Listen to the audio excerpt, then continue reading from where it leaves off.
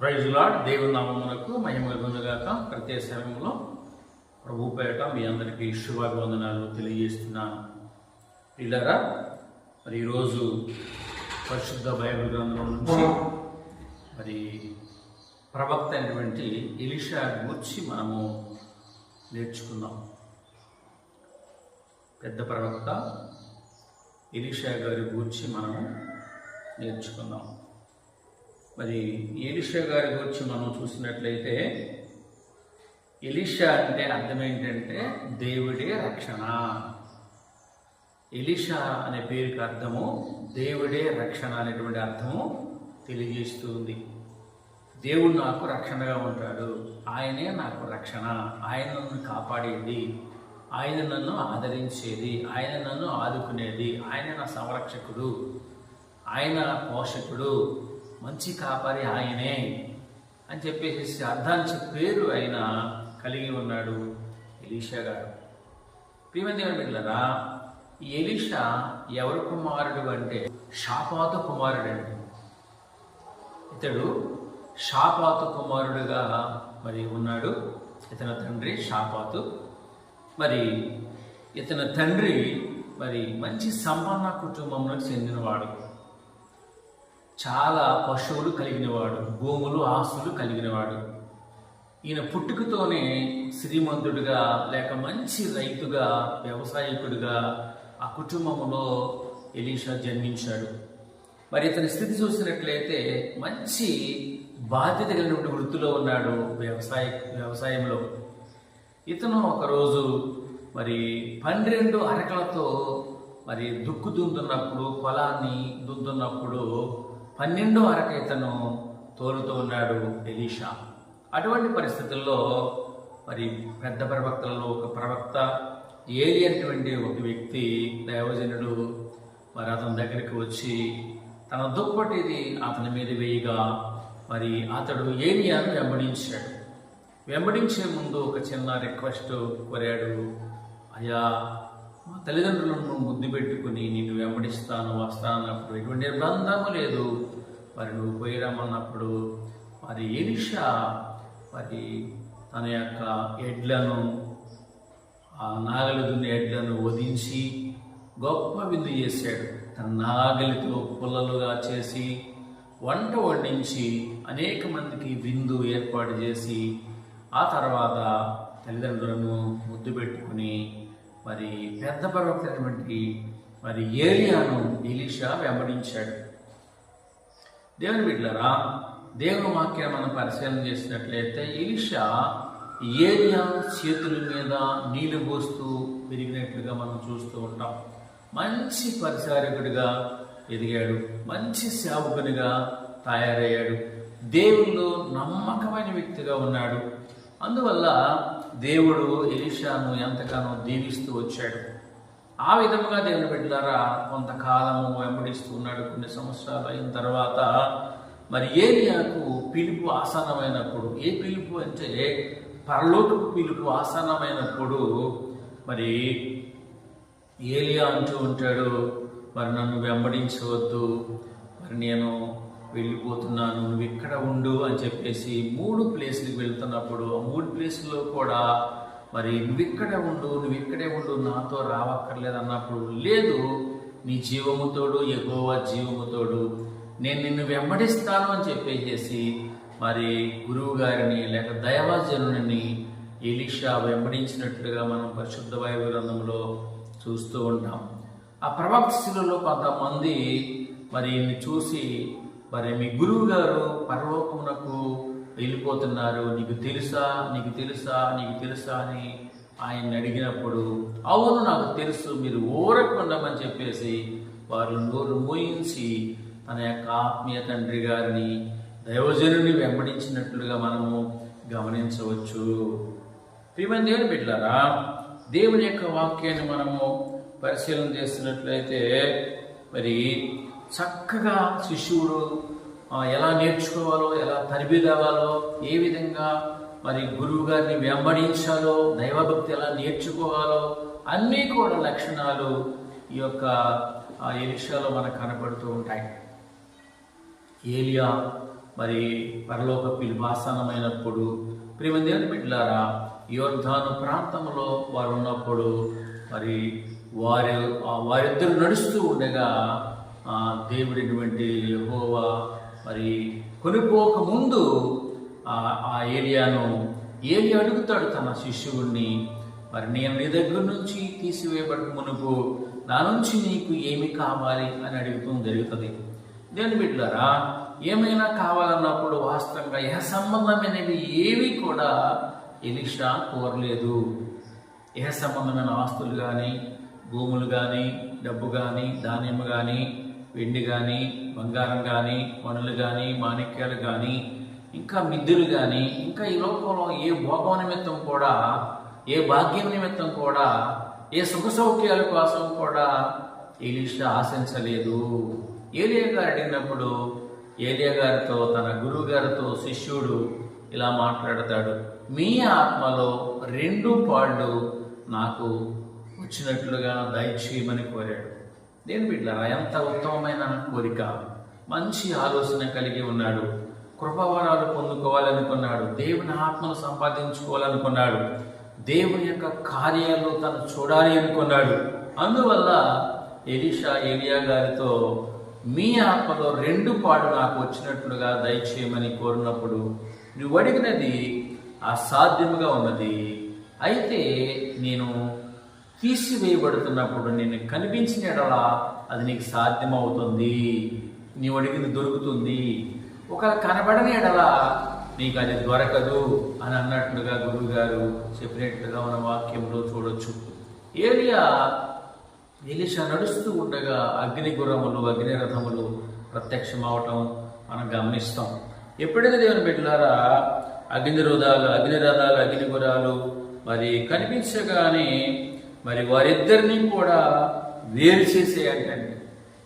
వేరు చేసి సుడిగాలి చేత ఏలియా అగ్నిరథాల్లోకి వెళ్ళిపోయి అగ్ని గుర్రాల మీదకి వెళ్ళిపోయి ఆయన ఆరోహణం అవుతూ మనం గమనిస్తాం. సుడిగాలి చేత ప్రత్యక్షమవుతుంది అగ్ని రథాలు.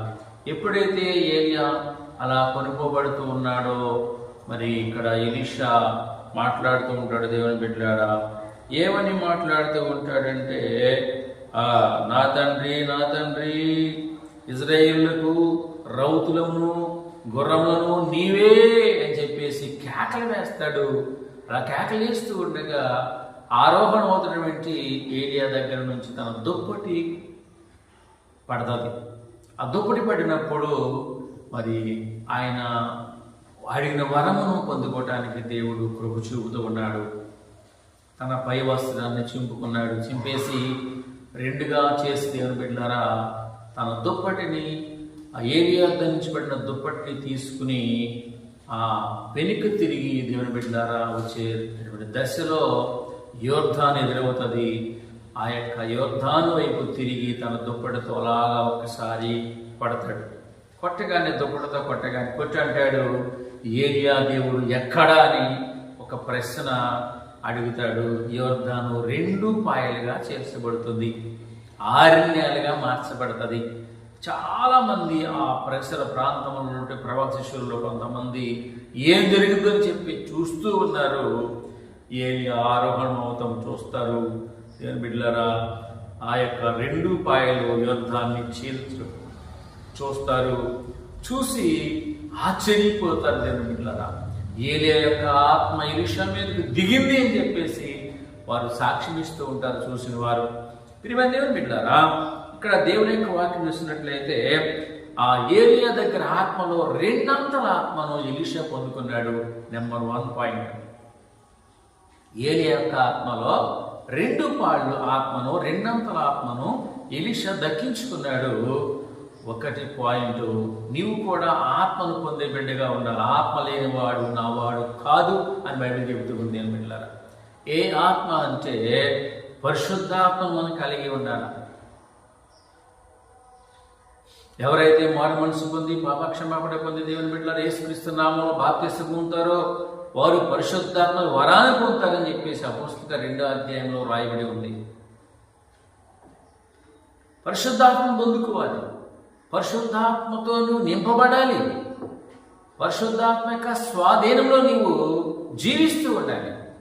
నువ్వు ఎప్పుడైతే పరిశుద్ధుడిగా జీవిస్తావో, యేసయ్యను సొంతం చేసుకుని రక్షకుడిగా అంగీకరించి నీ ఆత్మీయ జీవితంలో కొనసాగుతూ ఉంటావో, మరి దేవుడు నిన్ను ఆత్మతో నింపుతాడు, పరిశుద్ధాత్మతో. అంతేకాదు కృపావరాలు కూడా నీకు దయచేస్తాడు. ఈ భూలోకంలో జీవించడానికి అనేక శూరకార్యాలు చూడాలి అంటే దేవుని బిడ్డలారా, ఏలియా ఆత్మను పొందినట్లుగా ఏలియా ఆత్మల నుంచి 2 పాళ్ళు ఎలీషా గారు కూడా పొందుకున్నాడు. ఆత్మను, పరిశుద్ధ ఆత్మను పొందుకున్నాడు. గొప్ప అభిషేకమును పొందుకున్నాడు. ఆ గొప్ప అభిషేకము చేత మరి యోర్ధాన్ని పాయలు చేశాడు. రెండో విషయం, ఒకటి 2 పాళ్ళు ఆత్మ పొందుకున్నాడు ఎలీషా, రెండోది యోర్ధాన్ని పాయలు చేశాడండి.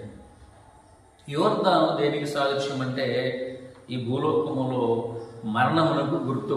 యోర్ధాను మరణానికి గుర్తు. మరణాన్ని జయిస్తావు, పాయలు చేస్తామంటే మరణమును జయించి నీ జీవానికి వారసులు అవుతామండి. నా మాట విని నన్ను పంపిన వాడిని విశ్వాసం ప్రతివాడికి కూడా మరి మరణం రాక మరణం నుంచి జీవమును దాటి ఉన్నాడని చెప్పేసి యోహాను సువార్త 5:24 రాయబడింది. దేవుని బిడ్డ, ఆయన మాట వినాలి, తండ్రి దేవునికి విశ్వాసం ఉంచాలి. అప్పుడు నీవు తిరుపులోనికి రాక మరణంలో నుంచి జీవంలోనికి దాటిపోతావు. అలా యోర్ధాను పాయలైనట్లుగా నీ జీవితము నరకం నుంచి తప్పించబడి మోక్షరాజ్యానికి వారసురాలుగా నువ్వు చేర్చబడతావు, వారసుడుగా నువ్వు జీవిస్తావు. ప్రియమైన దేవుని బిడ్డలారా, యోర్ధాను పాయలు చేయబడిందండి. దుప్పటితో కొట్టగానే ఒక అద్భుత కార్యాన్ని మరి ఎలీషా చూస్తూ వచ్చాడు.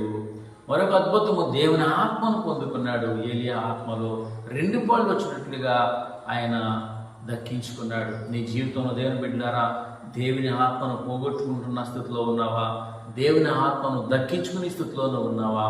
దేవుని ఆత్మను పొందుకుంటానికి యోగ్యుడిగా జీవిస్తున్నావా? లేక దేవుని ఆత్మను దేవుని దుఃఖపెట్టే స్థితిలో నువ్వు జీవిస్తున్నావా? నీ ఆత్మీయ జీవితం ఏ విధంగా ఉందో పరిశీలన చేసుకోవాల్సిందిగా నేను మీకు మనవి చేస్తున్నా.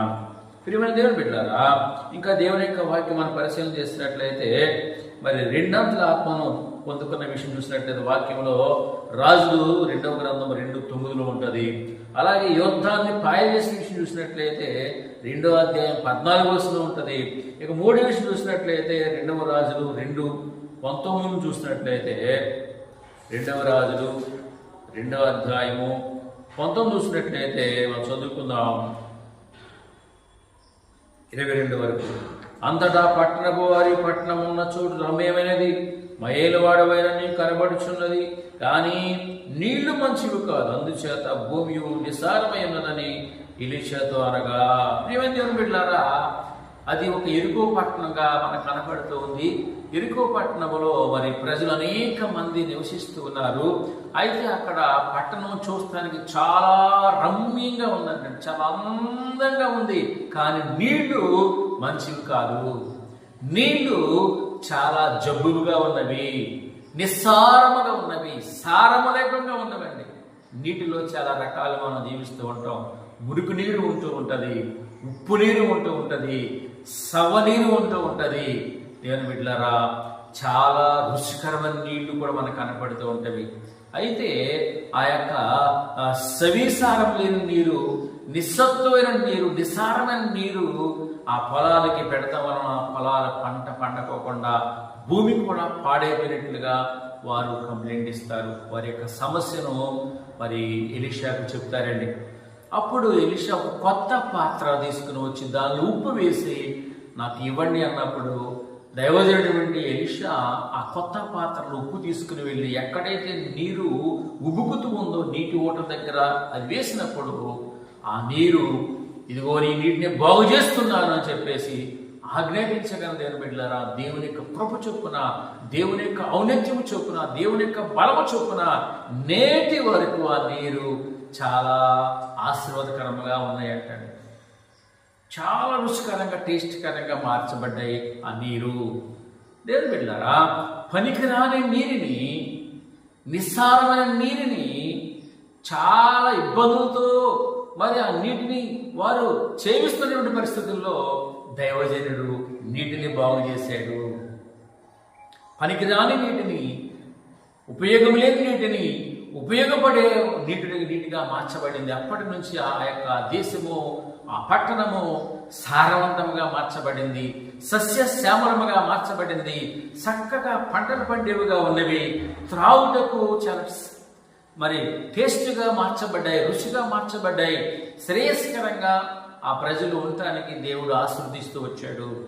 దైవజనుడు, దేవుని బిడ్డలారా, మరొక అద్భుతం ఏంటంటే మరి జబ్బు నీటిని, నిస్సారమైనటువంటి నీటిని మంచినీటిగా మార్చాడండి. మంచినీటిగా మార్చాడు. నీ జీవితాన్ని కూడా మరి నిస్సారంగా ఉన్నదేమో, సారవంతంగా లేకుండా పోతున్నాయేమో, అనేక విషయాల్లో నువ్వు ఓడిపోతున్నట్టుగా నీకు అనిపిస్తుందేమో, గెలవలేనట్టుగా అనిపిస్తుందేమో, చాలా విషయాల్లో ఏమి సాధించలేని స్థితిలో నువ్వు ఉన్నావేమో. యేసయ్య ప్రభువును పొందుకున్నట్లయితే, యేసయ్యను నమ్ముకున్నట్లయితే, యేసయ్యను ఆశ్రయించినట్లయితే నీ జీవితం కూడా సారవంతముగా చేస్తాడు, నీ జీవితముగా ఆస్వాదకరముగా మారుస్తాడు, నీ కుటుంబాన్ని కూడా దేవుని బిడ్డలారా దీవెనకరంగా మారుస్తాడు. ఉన్నతమైన స్థితిలోకి దేవుడు నిన్ను తీసుకువెళ్ళడానికి ఆయన చూస్తూ ఉన్నాడు. నువ్వు ఆయన ఆత్మను పొందుకునే బిడ్డగా ఉండాలా, ఆయన కార్యాలు చూడడం ఆశ కలిగి నువ్వు ఉండాలా, ఆయన కృప కొరకు కనిపెట్టుకునే బిడ్డగానే ఉండాలా. ప్రియమైన దేవుని బిడ్డలారా, మరి పనికిరాని నీటిని, చెడిపోయిన నీటిని మార్చగలిగినటువంటి శక్తి కలిగిన దైవజనుడిగా మన అక్కడ కనబడుతూ ఉన్నాడండి. ఈ నీటిని నేను బాగు చేస్తున్నాను అన్నాడు. నా మాట పలకగానే ఆ వాటర్ అన్నీ కూడా ఊటతో సహా అవి శుభ్రమైనగా మార్చబడినవి, ఆశీర్వాదకరం నీటిగా మార్చబడినవి, మంచి నీటిగా మార్చబడ్డాయి. నీ జీవితం కూడా అలా మార్చబడుతుంది, నీ కుటుంబం కూడా అలా బాగుపడుతుంది. నీ జీవితంలో నువ్వు చేస్తున్న ప్రయత్నాలు కూడా నువ్వు అలా సఫలం ఉన్నట్టుగా దేవుడు కృప చూపుతాడు. ఎప్పుడు అంటే నువ్వు దేవుని మాట విన్నప్పుడు, దేవుని వరాలను అపేక్షించినప్పుడు, దేవునికి కృపకు నువ్వు పాత్రలుగా జీవించినప్పుడు అసాధ్యమైనవి నీకు సాధ్యమనిగా దేవుడు చేస్తాడండి.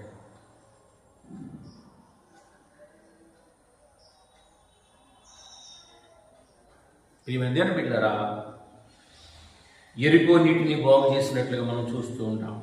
ఇంకా 4వ విషయానికి వచ్చినట్లయితే 2వ రాజుల పుస్తకము 2వ అధ్యాయము 23-24 అక్కడ నుండి అతడు బేతేలునకు ఎక్కి వెళ్ళెను. అతడు త్రోవను పోచుండగా బాలురు పట్టణం నుండి వచ్చి బోడివాడ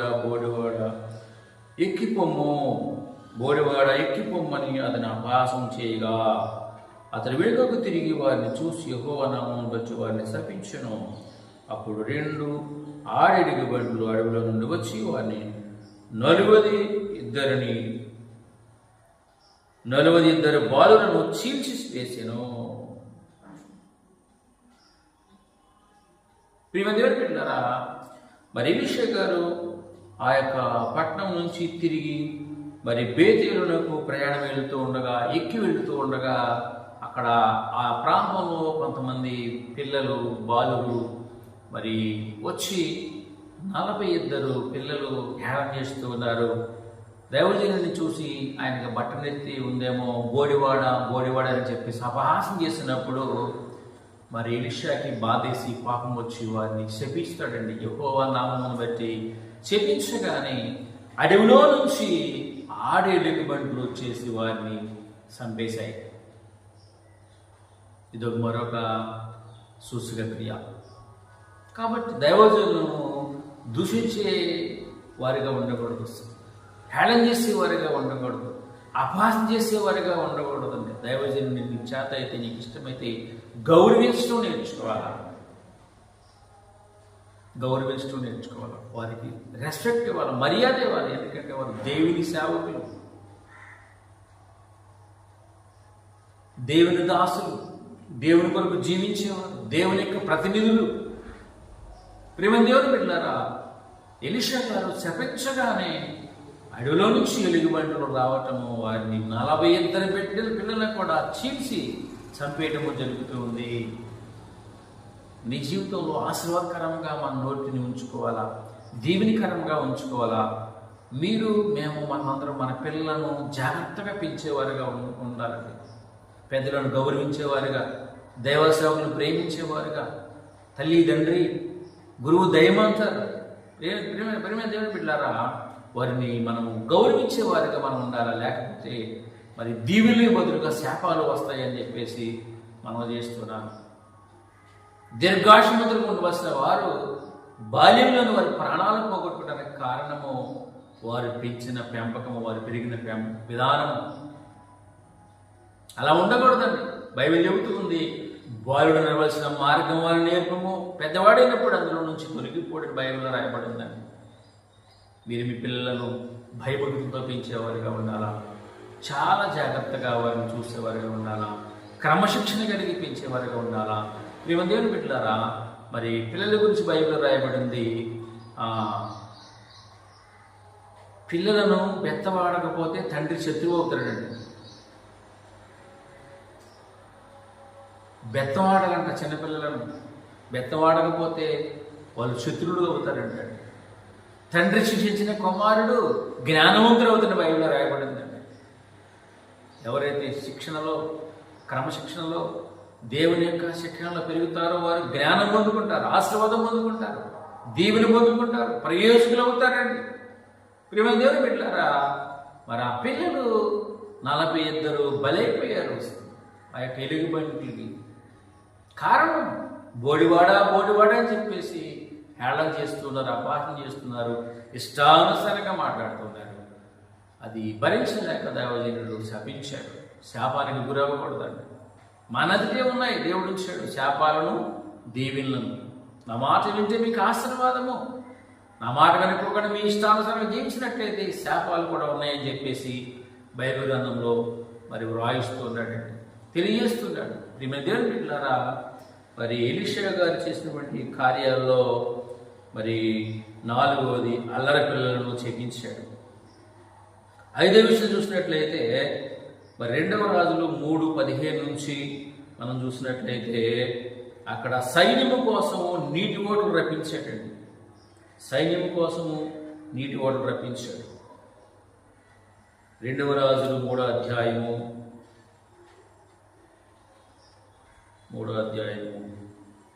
15 నుంచి. నా యొద్దకు వీణ వాయించగల ఒకరిని తీసుకుని రమ్ము.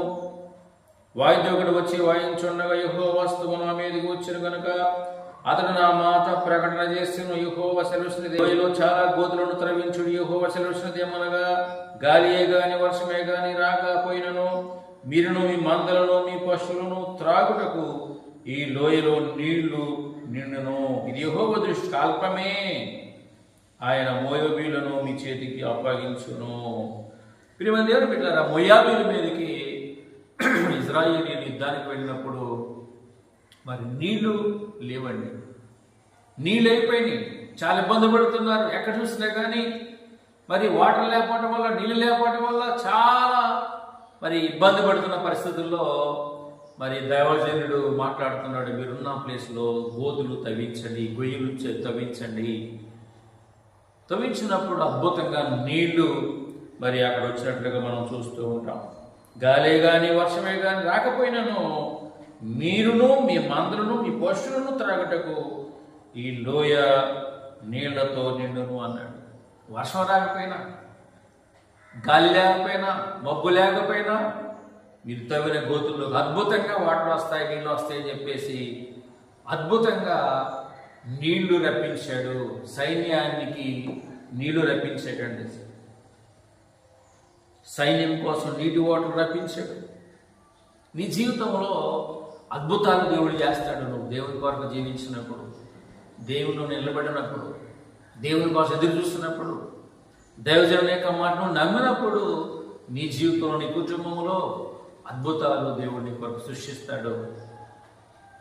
గొయ్యలు మాత్రమే తవ్వారు, అద్భుతంగా గోతుల నిండా నీళ్లు నిండాయి, పొరలాయి, అందరికి సమృద్ధిగా వాటర్ సరిపోయిందండి. సైన్యం కోసం నీళ్ళు రప్పించాడు దైవ సేవకుడు.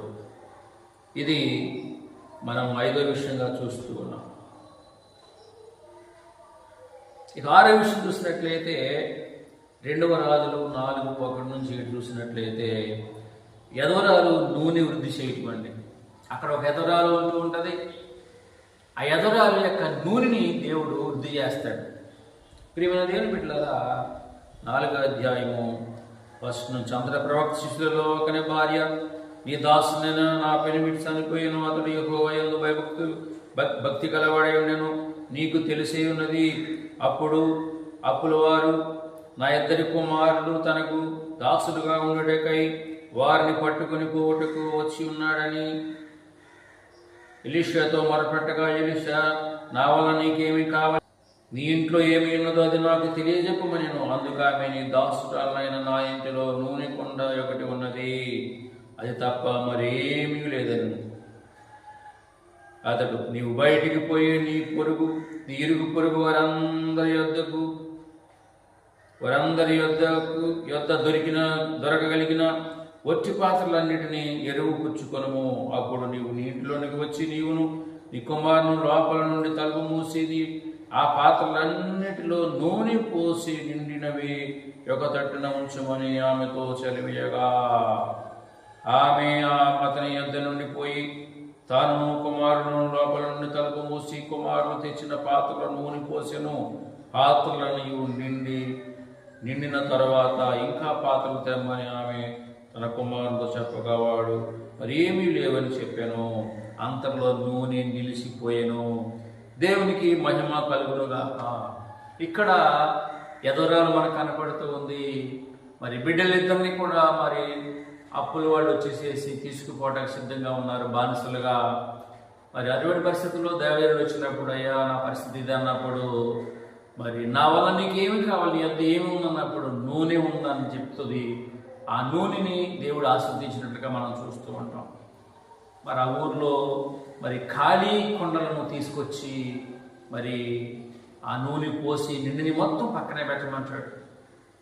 ఇంకేమన్నా ఇంకెక్కడ లేవంటారండి. ఎన్ని కొండలు తెచ్చు, అన్ని కొండల నిండా కూడా నూనెను దేవుడు ఆస్వాదించాడు. కొండలు నింపబడ్డాయి.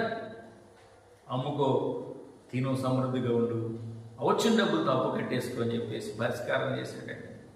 ఇక్కడ మనం దేవుని యొక్క వాక్కు చూసినట్లయితే విధవరాల యొక్క నూనెని వృద్ధి చేశాడండి. నూనెని వృద్ధి చేశాడు. నీకు కలిగిందని దేవుడు ఆశీర్వదిస్తాడు తప్ప నీకు నష్టం కలిగించే దేవుడు కాదు. దేవుడు ఎవరిని కూడా దేవుని బిడ్డలారా ఆయన కీడు చేసేవాడు కాదు, మేలు చేసేవాడు, కీడు నుంచి తప్పించేవాడండి. ప్రియమైన దేవుని బిడ్డలారా, నీ జీవితంలో నిన్ను కూడా ఆశీర్వదిస్తానికి దేవుడు ఆహ్వానిస్తున్నాడు. నువ్వు ఏ స్థితిలో ఉన్నావో, ఏ ఇబ్బందుల్లో ఉన్నావో, ఏ కష్టాలు కన్నీటిలో ఉన్నావో, ఎటువంటి సుడిగుండాల్లో మధ్యలో నువ్వు ఇబ్బంది పడుతూ ఉన్నావో దేవుడికి తెలుసు. ఉన్న పాటను నువ్వు దేవుని అంగీకరించు, దేవునిలోకి రా, నీ సమస్యను దేవునికి అప్పగించు. ఈ యద్వరాలు దైవజనునికి చెప్పినప్పుడు, దైవజనుని సమక్షంలో పెట్టినప్పుడు దేవుడు పరిష్కరించాడు దైవజనుని చేత. 1 2 లాభం పొందుకున్నాడు దైవజనుడు. 2వది యోర్దాన్ని పాయలు చేశాడు. 3వది దేవుని బిడ్డల ఎరుకో నీటిని బాగు చేశాడు. 4వది అల్లరి పిల్లల్ని చెప్పించాడు. 5వది సైన్యము కోసం నీటి ఓడలు రప్పించాడు. 6వది ఎదురాలి యొక్క నూనెని వృద్ధి చేశాడు. నీ కలిగిన దాన్ని వృద్ధి చేసే దేవుడు, నీ కలిగిన దాన్ని పాడు చేసే దేవుడు కాదు. నీకున్న బలాన్ని అభివృద్ధి చేసే దేవుడు, నిన్ను బలంతో నింపే దేవుడు, శక్తితో నింపే దేవుడు, విశ్వాసంతో నింపే దేవుడు, పరిశుద్ధ జీవితాన్ని ప్రసాదించి ఈ లోకయాత్ర అయిన తర్వాత మరో మహాలోకానికి తీసుకెళ్లే దేవుడు యేసుక్రీస్తు. అందుకోసం ఆయన విలువైన ప్రాణాన్ని నీ కొరకు నా కొరకు పెట్టాడు. ఆయన బలైపోయాడు మనందరి కోసం. లోక కళ్యాణార్థమై పాప పరిహారార్థ బలిగా యేసుక్రీస్తు వధించబడ్డాడు. ప్రియమైన దేవుని బిడ్డలారా, ఆయన చనిపోవటం వలన, ఆయన మరణించడం వలన, ఆయన రక్తం చిందించడం వలన ఈ ప్రపంచానికి, లోకానికి, నీకు నాకు రక్షణ వచ్చింది. ఆ పొందుకున్న రక్షణ నువ్వు కాపాడుకునే బిడ్డగా ఉండాలా. ఒక రక్షణ పొందకపోతే రక్షణ పొందే బిడ్డగా నువ్వు ఉండాలా. ఉండి అద్భుతాలు దేవుడి చేత నువ్వు పొందుకుని ఈ లోకయాత్ర అయిన తర్వాత మనం మహాలోకం, పరలోకం ఉంది. ఆ పరలోకంలో యుగయుగాలు తరతరాలు దేవునితో ఉంటాం. కాబట్టి దేవుని బిడ్డలారా, ఈ లోకం శాశ్వతం కాదు, ఇప్పుడు ఏమవుతుందో తెలియదు. కాబట్టి దేవుని బిడ్డలారా, ఎలీషా గారిలో కొన్ని విషయాలు మనం నేర్చుకున్నాం, విన్నాం. మరికొన్ని మరొక సమయంలో మనం వింటానికి మనం ప్రయత్నించేద్దాం. దేవుడి మాటలు దీవించి ఆస్వాదించును కాక. ఆమె ప్రార్థన చేసుకుందాం. మహాగరుడ, మహోన్నతుడ, సర్వశక్తిమంతుడ, మీ నామానికి వందనాలు. వివరించిన వర్తమానం దీవించండి, ఆస్వాదించండి. ప్రతి వారి యొక్క అవసరాలు తీర్చండి. ప్రతి సమస్యను విడిపిస్తూరండి, సిక్కును తొలగిస్తూరండి. మీ కృపావరాలతో నింపుతూరండి. మహిమాగంధ ప్రభావాలు పొందండి. ప్రతి కుటుంబమును, ప్రతి వ్యక్తిని సమృద్ధితో నింపండి. మీ రక్షణ వారికి దయచేయండి. యేసయ్య పరిశుద్ధ నామంలో ప్రార్థిస్తున్నాం తండ్రి. ఆమేన్. తండ్రి, కుమార పరిశుద్ధాత్మక సహవాసం మనందరూ నడిపించును గాక. ఆమేన్. త్యాగ